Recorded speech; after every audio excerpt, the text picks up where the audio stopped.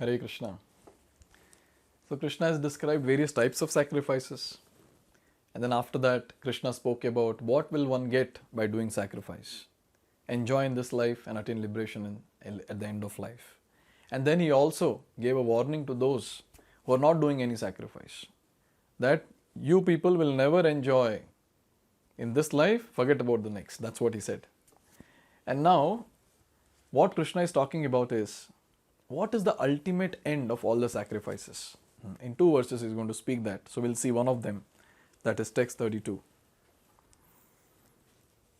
Evam bahuvidha yagna vitata brahmano mukhe karmajan vidhitan sarvan evam nyatva vimokshase. So here Krishna is saying evam. So evam, that is thus. So he has described all the sacrifices. So he is saying evam bahuvidha yagya. There are different types of yagna. And then he says vitata brahmano mukhe. Vitata brahmano mukhe. So basically vitata means spread. And here brahmana means Vedas and mukhe means mouth. So spread in the mouth of Vedas. So what does that basically mean? It means that these are given in the Vedas, these various sacrifices are given in the Vedas, which are directly emanating from the mouth of Supreme Personality of Godhead. And that's what it means. Karmajan vidhi tan sarvan. So all of them, they actually emerge or take birth or are born out of different types of work performed at different levels. That is kaya, vacha and manasa. At the level of body, at the level of mind, at the level of intelligence, and maybe at the level of speech.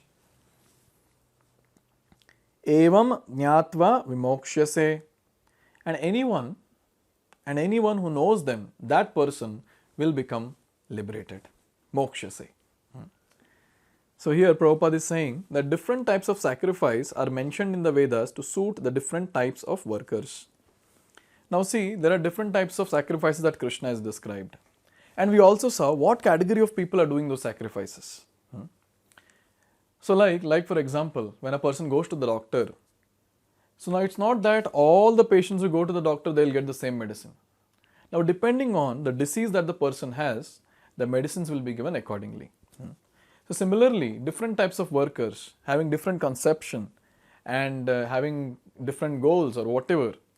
So different medicines are given in the form of sacrifice. Just by doing those sacrifices, the person will go to the next level and next and finally reach the ultimate destination. So in this way, different types of workers do different types of sacrifices, and these all different sacrifices are given in the Vedic scriptures. This is what is the point. And when someone does Vedic sacrifices according to the Vedic scriptures or as per given the Vedic scriptures, such a person will actually elevate. But if someone is doing something according to his own mind's concoction, then nothing good will happen to that person. So this is a nice point to understand, that all these sacrifices are mentioned in the Vedas, and that's what one has to follow. There is no question of making one's own. So we cannot make our own sacrifice and then do something and finally end up getting nothing. Yes. Here it is said that men are so deeply absorbed in bodily concept, these sacrifices are so arranged that one can work either with body, with mind or with intelligence. Now this is a known fact that people in this world, they are tightly bound in the bodily conception of life. People firmly believe they are not the soul, they are body. They have complete conviction on this. But then, if one has to understand the higher aspects of life, the transcendental aspects of life, that person has to elevate his consciousness.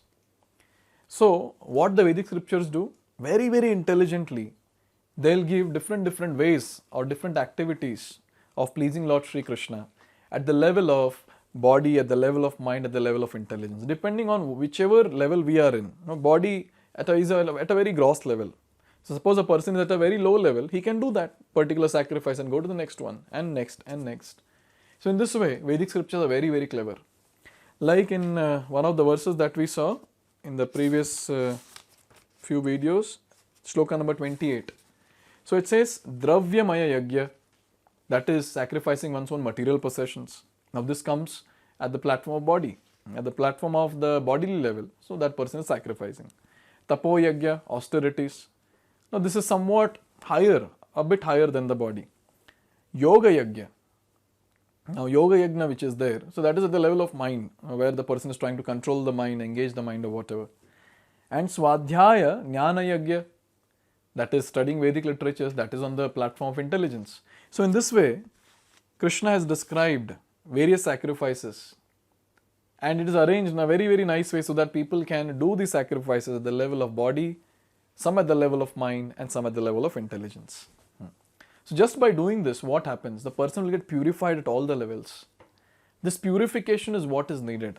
And by doing sacrifice, the person will get purified. All of them are recommended for ultimately bringing about liberation from the body. So there is no other goal apart from this. Human form is given only for one thing, to break the cycle of birth and death. Many times people ask, what is the goal of life? What is the goal of life? This is the goal of life. Break the cycle of birth and death. This is the only goal of life. There is nothing else apart from this. Everything else that people do in this world is just to pass the time. That's it. Nothing else. But then the one who is very serious and has some brain substance to understand the goal of life, and who is searching that what next, what am I supposed to do? Is life only this much, what everyone is doing? No? And mostly we'll see that it's sheep mentality. One is following the rest of the herd that is going in front. But one should stop and ask this question, what is the goal of life? What am I supposed to do? And what am I currently doing? And when he understands the goal of life is to break the cycle of birth and death, then he also has to ask that, am I doing things properly? Am I marching towards attaining the ultimate goal or not? If not, then what can I do now? Only people who are very much eager to attain the goal of life, they will have these questions.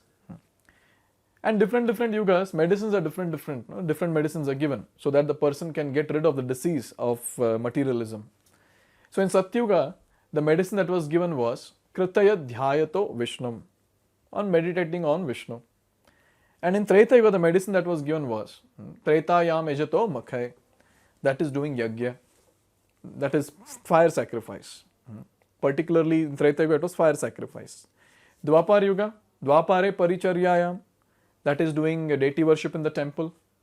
Now these were the three different medicines given for different yugas, and that actually solved the problems of people of materialism, and people could actually go back home, back to Godhead by taking those medicines. Now in the age of Kali Yuga, what is the medicine? The medicine is chanting of the holy names of the Lord. Kalau tad dhari kirtanat. So in the age of Kali Yuga, the only medicine is this. In Srimad Bhagavatam, Shukadeva Goswami is telling Parikshit Maharaj. He says, Kaler dosha nide rajan asti eko mahan guna kirtana deva krishnasya mukta sangha param vrajet.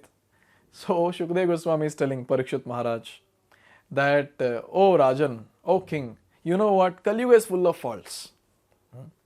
Now king might say, oh, what is so great about it? I know it. So Kaler dosha nidhi rajan. Okay, but then I want to tell you something. Asti eko mahan guna. There's one great quality in this age of Kali Yuga.